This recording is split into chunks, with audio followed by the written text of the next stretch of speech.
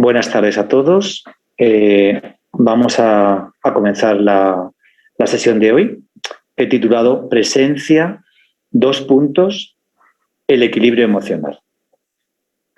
En primer lugar, vamos a intentar contextualizar esta palabra tan frecuente en nuestro vocabulario, en nuestra vida diaria, que son las emociones. ¿Bien?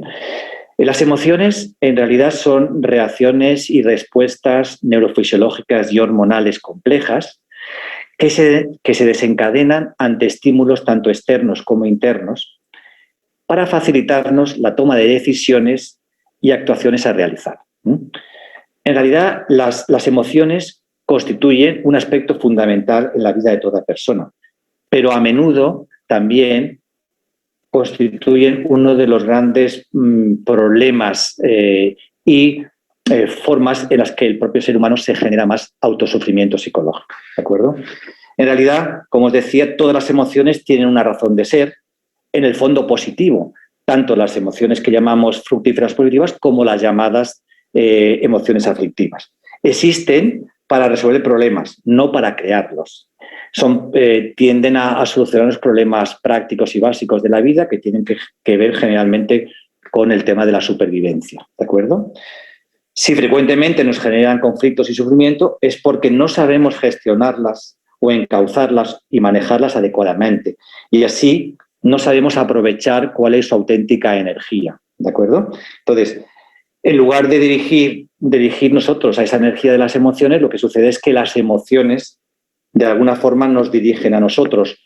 Son procesos que nos desbordan, que nos superan a menudo y que terminan desencadenando acciones y compromisos que son inadecuados, poco fructíferos y que nos hacen sufrir a nosotros y a los demás, a las personas que nos rodean.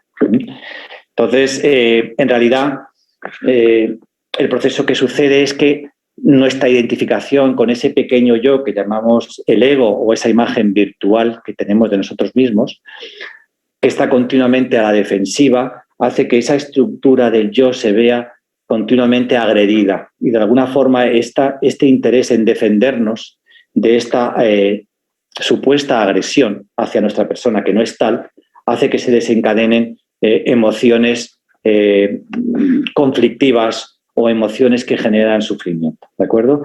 Como decía Roberto Assagioli, que es un psiquiatra muy famoso dentro del campo de la psicología transpersonal, estamos, como él decía, estamos dominados por aquello con lo que nos identificamos, pero sin embargo dominamos aquello de lo que no estamos identificados. Por tanto, de lo que se trata es de desidentificarnos de esa estructura psicológica que llamamos el ego y también de las emociones, porque a menudo son esas emociones las que defienden a ese supuesto yo que creemos ser, ¿de acuerdo? Entonces, por tanto, lo que sucede es que las emociones, más que una ayuda, suelen ser un problema. Por lo tanto, lo que tenemos que hacer, y lo estamos intentando a través de la meditación, es un cambio en la forma de relacionarnos con las emociones, ¿de acuerdo?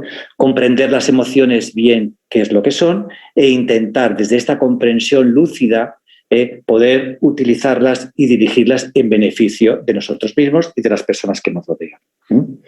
Por tanto, lo que vamos a intentar en la práctica hoy es observar a las emociones, como hacemos con todos los contenidos de la consciencia, observar cómo reacciona la mente hacia esos contenidos y a partir de ahí, de esa observación, sacar la claridad y la lucidez para poder de alguna forma encauzar y dirigir esa potente energía de las emociones en beneficio de nosotros y de nuestro entorno.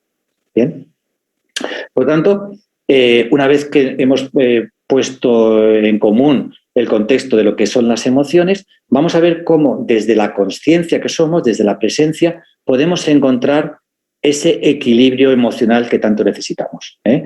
Por lo tanto, recordar, las emociones son una energía muy potente que están a servicio del ser humano, pero la mala comprensión o la mala utilización por esta imagen que tenemos o por el ego, esta pseudo yo que queremos, que de alguna forma nos controla o nos domina, hace que la potente energía de las emociones al final se convierta más que en un amigo, en un enemigo. más que en un aliado, en alguien que nos genera sufrimiento. Entonces, vamos a darnos cuenta de que a través de la consciencia, cuando salimos, de alguna forma podemos observar a ese pequeño yo, al ego, vamos entrando en ese proceso que hemos comentado de la desidentificación. Cuando nos vamos desidentificando, tenemos mucho menos que defender y, por tanto, no necesitamos que las emociones generen esa lucha o ese conflicto que a menudo producen en nuestra vida y en la relación con los demás. Recordad esa frase también que le gusta mucho a Vicente y que yo también he comentado alguna vez, que eso que es consciente, por ejemplo, del enfado, no se enfada.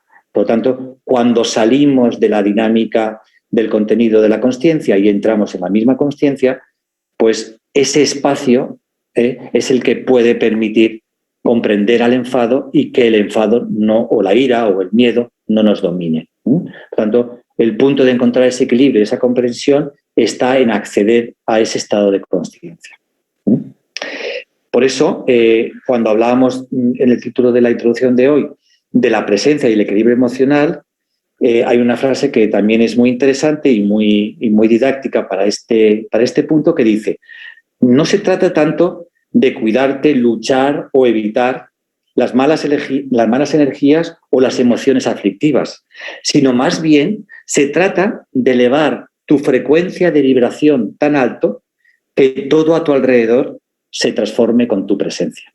Es otra forma de decirlo, que a través de elevar nuestro campo vibratorio de energía, pasar de la energía de la mente a la energía de la consciencia, esa vibración hace que entremos en otra dimensión que no está amenazado o no se encuentra afectado o identificado con el miedo, con la ira, con la envidia, con la tristeza. ¿De acuerdo? Entonces, recordar esto que muchas veces hemos comentado. Cuando a través de la meditación observamos contenidos de la mente, no se trata de evitar o luchar con los contenidos, sino al revés. Se trata de alguna forma, abrazarlos como un niño pequeño, ¿no? O también como la metáfora, acordaos la metáfora de Thich Nhat Hanh, ¿no?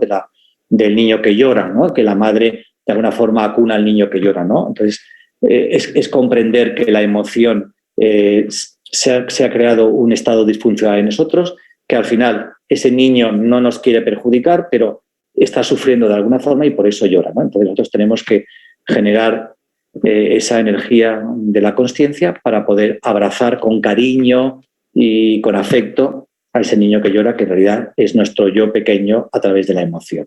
¿De acuerdo?